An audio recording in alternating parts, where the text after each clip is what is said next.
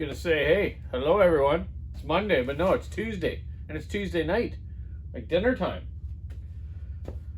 Went away for the long weekend. Yeah, I did. Long weekend it was here. Remembrance Day.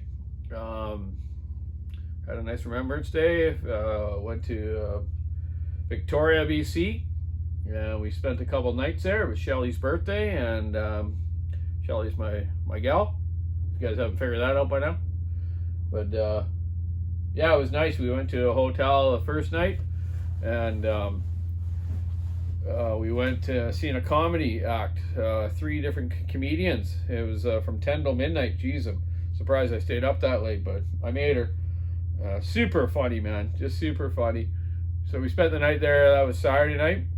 And Sunday, I went and visited a friend of mine, Dave, that's in a care home down there, and took him out for a little shopping and a little visit. That was good. He had a good time. He was glad to see me. No one had been there for a couple months to see him, so that was nice. And then the Sunday night, yeah, we said, let's go for it, man. And Shelly's birthday, so it was like a stay at the Empress Hotel. And if anyone knows about that place, it's the nicest place in Victoria, or one of the places where I think the Queen stayed there, stuff like that, eh? But super fancy place. You know, they give us free appies and free breakfast and as much pops and water you want to drink. Alcohol you got to pay for, but we weren't drinking. Yeah, it was really nice, really nice. So then Monday we went to Salt Spring Island to Shelly's dad's birthday the next day. So we made her home, so we're back in the saw business. I went out today and actually purchased whatever small engine mechanic needs is an arbor press. I didn't have one at my own shop here because I always used the one at the Walker Saw Shop. So I just went to KMS Tools today and bought this 2-ton arbor press. I got a 395 case in here right now. I'm just going to take a bearing out. I'll show you how you do it. You can make yourself a bunch of different jigs for different bearings, different cases to push and squeeze your cases back together. This here, I'm just going to pop the bearing out. Oh, thanks for that one. Okay, I haven't anchored this to the bench yet, but I will be to Buckin's beautiful slab of maple he gave me here. Okay, there's the bearing out on the 395. I just use a socket just now to push it out, but you can use different jigs and whatnot. For reassembly, I would heat this with a torch, put my bearings in the freezer, and just pop. It'll just drop right in, then it'll tighten it up as it cools off. Show you that another time. So yeah, one of these is a must for small engine repairs, especially chainsaw rebuilds. And then you can, like I say, make yourself up a bunch of different jigs. If you don't buy them from Husqvarna or Still, you make your own, like I did for years with my dad. I made all the different pushers and pullers and stuff like that. So as I was in Salt Spring as well, I just happened to go by the local small engine shop there, like a marine shop, steel dealer, and I just thought I'd see if he was open to see if he had any old saws in the back that he wanted to get rid of or sell. But they weren't open, but their metal bin had this in it. A 66 case made in Yugoslavia, because some 266s and whatnot were made in Yugoslavia.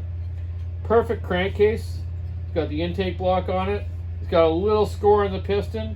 Clutch looks like brand new. Even the case, look at, there's no markings. No markings here at all where the chains come off. This thing's cherry. So yeah, you can use that for one of my builds that I have. I got a couple 266s and a couple old 61s laying around here. Also in that pile, a 2100 starter. Oh yeah, hard to find these now. Perfect shape, pulley's got no wobble. Everything's good in it. And Husqvarna clutch cover with the sticker still on it, but missing the chain brake system. Yeah, cool. So someone's junk is someone else's gold, eh? Yeah, so that's what I did on the weekend. And tonight I'm just finishing off a 2100 here. But I ran into a couple situations, and I'm going to show you that right now. So this 2100 is for my friend Ben in Vancouver. Let's just take the zoom off here for a second, and I'll show you some stuff on it. It came with a scored piston, the insulator block for the intake manifold here was cracked. He actually JB welded it up and actually did an okay job, but it was still would have been sucking air. So I found him a good used one that's not cracked or anything. Gasket was still good, but I put a little bit of glue on it anyways. The cylinder I fixed already. It's a perfect crosshatch to it. No chrome missing, and I've done just a slight little bit of work to it. I found him a used piston, a 2-ring, thick ring piston. There's a little bit of intake wear, but not bad. I've just cleaned that up. And there's a slight bit of scoring on the exhaust, but I cleaned that up too. I found a cylinder gasket for it, because removing the cylinder gaskets out of these things, man, oh man, you're not going to start it by hand. You're going to need a remote starter. So yeah, I'm going to put this back together tomorrow and get it happening for him. I wanted to show you some stuff on 2100s though that I've seen through the years, and just show you guys, if you are rebuilding an old saw like this, what you should be doing. First thing you want to do is you always want to go through your fuel system first, and obviously the bottom end, make sure it's okay, that it's worthy to even rebuild. So first of all, I started off by putting my pressure gauge carb pumper onto the end of the fuel line, because it was already in the chassis and it had a bit of a leak. So I pulled this fuel line out, and sure enough, there's a rotten little hole right there where it goes through the case. And someone had this actually upside down as well. You ever put in a 2100 fuel line in, the skinny longer end goes to the carburetor, and a little fat end, shorter end goes to the tank, okay? You put it in the tank, through the hole, pull it up till it seats in, because it's got like this grommet system, or this built-in grommet to it, eh? Or molding to it, whatever you call that. Okay, so that's the first thing. So right away now, I know I need a fuel line. I got to go get some fuel lines from the Walker Saw Shop. I thought I had one here, but I don't. So Ben, I'll go get you one of these, and that's better than blowing the saw up, right? So yeah, so fuel line I'm going to get, and obviously a new fuel filter. Then I'm going to do the carburetor as well. So tomorrow I'm going to put the top end together. I'm going to pressurize it, pressure vacuum check it, in case the old seals are leaking, and if they are, I just happen to have a couple new ones here to change. I probably should just change them anyways, but we'll see if it's leaking. Then I'll probably change them anyways. It's just a thing I like to do. Another thing I wanted to show you on 2100s is their starter system and the pawls on the flywheel. These are your what people call pawls, okay, or starting dogs. These are old 2100s, 480s, and all that stuff. They are just a pressed-in pin, okay. So what happens? These things got a lot of compression. These are the worst saws to start ever. A lot of the reason they're hard to start, just because they had, you know, those big thick rings that sealed good. They also had the smallest starter handle in the world. Dumb. You need a good beefy one. But what happens is, because of the torque and the pressure on these pawls or starter dogs, is these pins would come loose, and they would start rubbing on the starter pulley here, making a squealing noise, and eventually they'll come apart and break everything.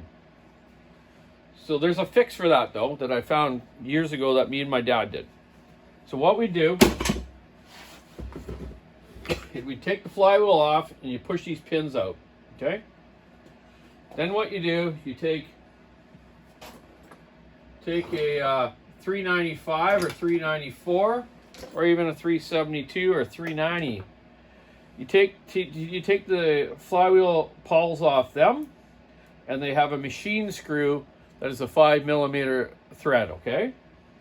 So what you do is once you have the 2100 flywheel off and these pins out, you take your 5mm top and tap these holes out and put yourself in the screws, machine screws off the 394 or the 372 like I just said. Loctite them, and now you got a permanent thread in there, so it's not going to wreck again. So that's one other thing on 2100s that we used to have to do when they got older and happened like that. Okay, so that's the starter fix for it. What else went on with these a lot? Well, quite a few different things. These got rubber mounts, anti-vibration mounts. Okay, and a lot of times these things would get old and deteriorated, especially the front ones, because the front ones here, this is where your oil lines are. A lot of these old saws, they get worked so hard, some of these tanks would split and leak oil. They leak right down on these rubbers of the anti-vibration mounts, so they would rot out. So this thing would have a whole bunch of play. Okay, see how that moves now? But some of these go clink clank and clink clink clank, like Buchan says. Oh, by the way, happy birthday to Buchan's mom and Hogan, his son, Ganges. Happy birthday, guys. So what happens on these is that the mounts get broken, and then what happens is they start leaking oil because they move so far, these lines get pulled off, or they rot out and leak oil. Huskies are famous for leaking chain oil. I got to admit it. So the only way around this to fix this, if this was separated, is I would take the tank off and JB weld the seam, and then I would throw new mounts into it, and obviously fix these lines. Okay, this is the manual oiler line, and this is the automatic line. Okay, so a lot of these too, people when they pumped up their manual oiler, if if it had a hole in it, you'd be just spewing oil all over here and just be all running out on the ground instead of going on your barn chain. Okay. So once I get this cylinder back on tomorrow, and we're gonna air vacuum test it with my little Mighty Vac system, I'm gonna show you how the pulse system works for the carburetor and how the carburetor functions itself. Okay.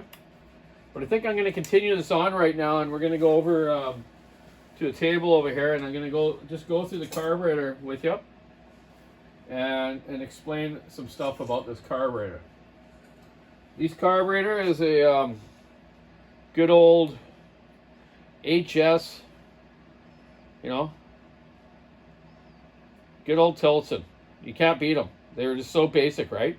And someone mentioned to me the other night on 2100 that it was like leaning out on the top end and stuff. So let's go through this one right now, and I'm going to explain some stuff to you, and we'll see how it looks inside of it. Okay, so I'm going to move the whole camera over here to my little table section here, trying to get this place arranged up better to show you guys stuff. Okay, so let's get this over here and get it pointed down so you can actually see what I'm doing. Crank this down. Okay. One day I'll make it to Hollywood. Not. Okay. There we go. Let's get the carburetor set down. A couple of little screwdrivers. Get my little pick and my carb tester.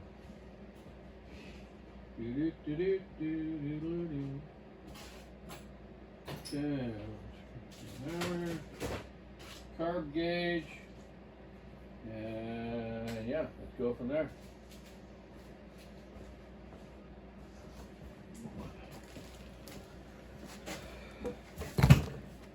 Okay, here we go. I don't know if you can see on here. Maybe we should get a white rag. Let's get a white rag. I think you can see it a little better, I think.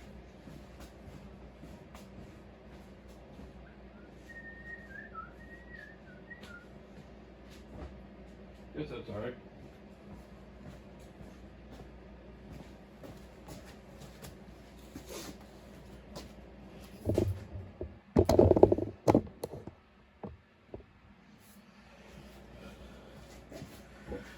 Okay, here we go. Their basic HS. I think it's HL. HS, yeah. Anyways, here's something else. There's the carburetor gasket. And you gotta watch one thing about carburetor gaskets in the old Tillotson kits, or if maybe if you can't get the Tillotson kit, you get a jobber one from Stens or Oregon. And what happens is in their kits they have an intake gasket they give you, which I've told people before, which isn't really the right one. This Husqvarna one is a little bit bigger in diameter, and your pulse holes line up properly. The old Tillotson basic one was made more for old Homelites, old Poulans, Pioneer, stuff like that. No Husqvarna ones. So yeah, save that gasket. If not, get yourself a new one. They're still available from Husqvarna. They were used on 272s, 266s, 288s, 2100s. Okay, so here we go. There's the carburetor. We have your throttle plate, your choke plate, fuel pump side, metering side. 2 jets, low speed and high speed. So let's take this apart and we're going to go over it. So what I do normally is obviously check it first, like I checked my fuel line for leakage. And we're going to check the carburetor now. Not going to take it apart yet. Just pump it up and see if it's holding pressure. Yep, about 10 pounds of pressure. It's holding, and holding. Good to go. Tap out. Okay, let's get into our side now. We're going to take it all apart. So let's take our metering side off first. 4 screws. It's nice to get dedicated screwdrivers for different projects. This screwdriver is a beautiful snap-on one. A nice little thin blade to it. Fits these old carburetors just perfect. It's my go-to one every time for carburetors. So these screws weren't that tight, which ain't that good either. Give that a little tap. Get that off.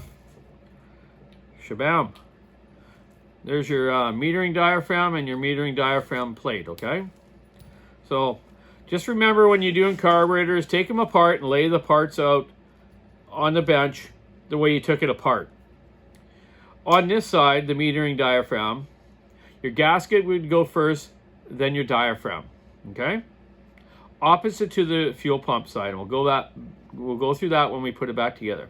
This diaphragm looks in okay shape actually, but I am going to put a kit in it. I just don't have any here right now. I'm going to pick up some more tomorrow. Just visual look at it. Make sure everything looks okay. It does actually. The lever is pretty much set right. The Welsh plugs, which someone was asking me, are these 2 little aluminum plugs right here. That's your low speed one, the bigger one, and the smaller one's your high speed one. And I'm going to take those out in a second and show you what's underneath there. So okay, so that's our metering side off, which meters the fuel to the saw for your running of it, from idle to mid-range to high-end, okay? And starting procedure. So it meters the fuel with this fulcrum arm, I call it, fulcrum arm, or metering arm. And you can set the height of this with the proper Tillotson gauge, which we'll go through when I put it back together. We know this one doesn't leak, so bonus. Some of these older saws, the casting of the carburetor, they could get corroded. And even putting a new needle in it, it'll still not hold pressure.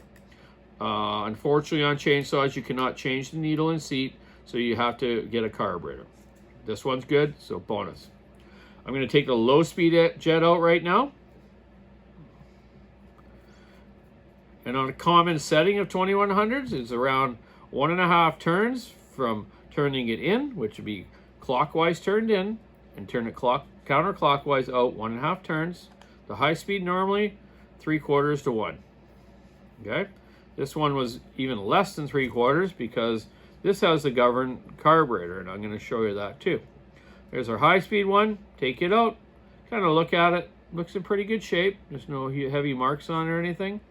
Same with the low speed one. So low speed, high speed. I refer to low speed and high speed as like cold and hot on a sink. You're adding cold for pickup, then you add hot to balance it out, like setting the top end richness. Jets are out. Metering diaphragm is off.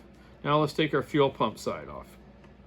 The fuel pump is run through a pulse system. And what a pulse system is vacuum from the motor. As you're spinning it over, it sends a pulse wave through the carburetor block, through the carburetor, and operates this little diaphragm in here, pumps it up and down, and it pulls fuel from the fuel tank to the carburetor. And once the choke circuit's on, as you're pulling it over, that fuel's going to start to dribble into your idle circuit, and it's going to start to saw. Okay, 4 screws again. Lay them over there. They're the bigger screws. And there's our cover. There's your little fuel pump chamber, where it would move up and down through the pulse here.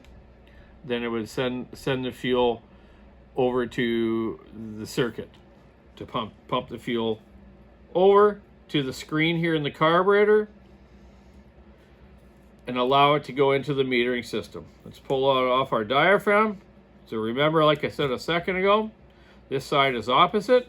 The diaphragm itself is on the body surface, then the gasket. So let's just separate that. It's an okay shape.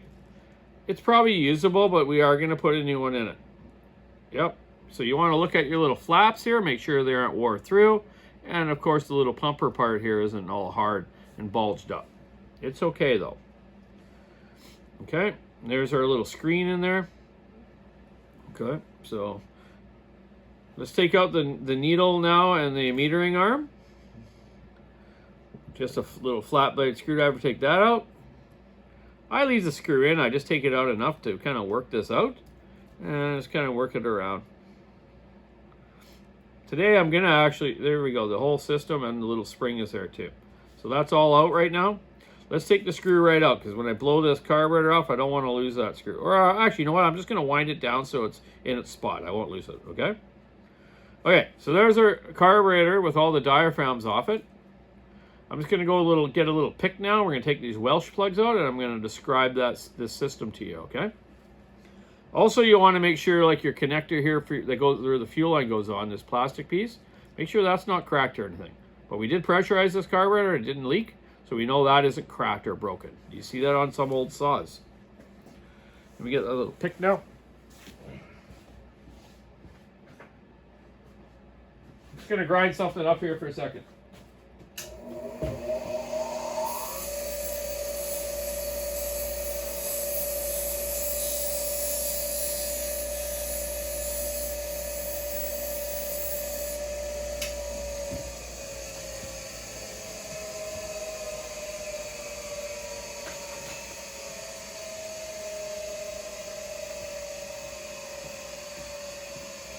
Okay.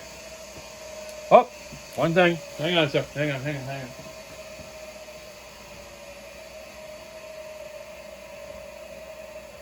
Coming back.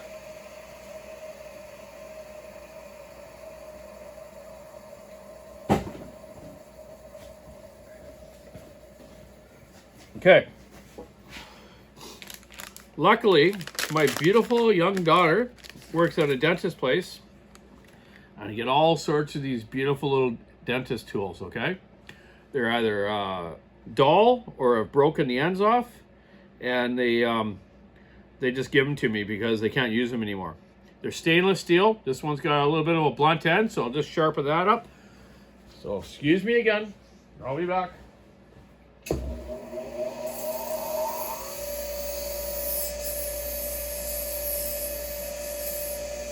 Okay. Perfect for working on small carburetors. So I'm just going to pull out the straining screen, and in the kit you'll have a new one of those. So let's set that aside there. Yeah, look through. Yeah, I can see right through it. No blockage there. Okay, so these little Welsh plugs, or frost plugs, whatever you want to call them. I'm going to get those out. So I've sharpened the tuning screwdriver up. It works perfect. You can either just try to push into the Welsh plug with a sharp pick like that and pry out, which I just did. There's your low speed one. Okay, so in this hole here you have 3 holes, your idle, mid-range holes. Okay, and as you open your butterfly, you can with light behind you can see those holes are all clear. Okay, bonus. So then your adjuster goes in here, adjust the amount of fuel that goes into that chamber. Such a basic carburetor. So now let's take the high speed one out. Again, push in, pop out. Okay, there you go. Inside here, you'll notice, I don't know if you can see that. I'll get a flashlight to shine on it. But this one I was explaining to the fella that was making comments about his 2100, what could maybe be wrong with it. So there's your high speed spot. See right there? There's your low speed, high speed. So right in there, see that screen? I've seen some of these screens plugged with fine sawdust. So that obviously you're not going to get any fuel through your high-speed circuit. It'll get some, but it'll lean out on the top end. A lot of people miss this when they're doing carburetors. So the basic Tillotson carburetor like this, if you put a kit in it and clean these holes out with new diaphragms and the needle doesn't leak, these things will work. They're bulletproof. If they don't work, you've got something else wrong with the saw. Okay? So in the kit, if it's a proper complete kit, you'll get the 2 new Welsh plugs that you can press back in, and your diaphragms, the needle, the Velcro arm. Normally not a spring though. So what I do when I put them back together, and I'll go through that when we put it back together, is I give this spring there's a little more tension in case it's old and it's weak a little bit, okay? So there you go. There's your basic carburetor. You can't beat these old carburetors. They were used on probably, geez, man, probably 90% of saws through the years. Hey, for sure, man. So while you have it apart, check your throttle shaft. Make sure it doesn't have any play to it. This one's very tight. It's in good shape. Your choke, make sure that, it's operating fine and the screws are tight. Some people, when they do carburetors in shops, they don't check this choke screw. I've seen these choke screws come out and go through your engine, and wham bam, you wrecked your $400 to $500 cylinder kit. Okay, very common on some 394s and 395s, like here where the choke lever goes on. They have a screw on those type of ones, and that screw comes loose, then the choke doesn't work right, or this screw comes loose and goes into the motor. So check that stuff out. Okay, so on these carburetors, on certain series of them, I don't know the exact number, it's a series of the carburetors. Come on, man. I just know it's a 2100 one, or 288. By where your choke lever is, where your choke lever connects to the saw here, where your choke arm is, see this brass plug with this fitting in it? You take a flat blade screwdriver and you take that out. That's the governor of the carburetor. Okay? Might not be that easy to get out. Let's check it out. Oh, there we go. Okay. Let's get that out of there. Okay. So inside there is a little brass washer and a hole, okay? So this thing here is your governor, and it just dumps a whole bunch of fuel into it where you can't adjust the high to lean it out anymore. So what me and my dad used to do, what you can do, you can take simply the little Welsh plug like that one that came out of the high speed. Before you erect it and put a hole in it, you can just take that little sucker, a new one, put it in this hole, put this brass piece back in, and screw it back in. Wham bam, thank you ma'am, you just got rid of the governor. Okay? That's all you need to do. But you need to tune the carburetor properly and make sure the motor's good, like it's all airtight and it's fresh. You got a good fuel line, your ignition set up right. And then you can tune this carburetor to make it rev more, but you don't want to make it too lean, of course. Okay? So that's the thing. When I did these to carburetors, I make sure it was guys that knew how to tune their carburetor, or I'd set them right for them. It doesn't matter if they're 3,000 feet up or at the beach. I would try to set it in the medium setting so it worked good at both places.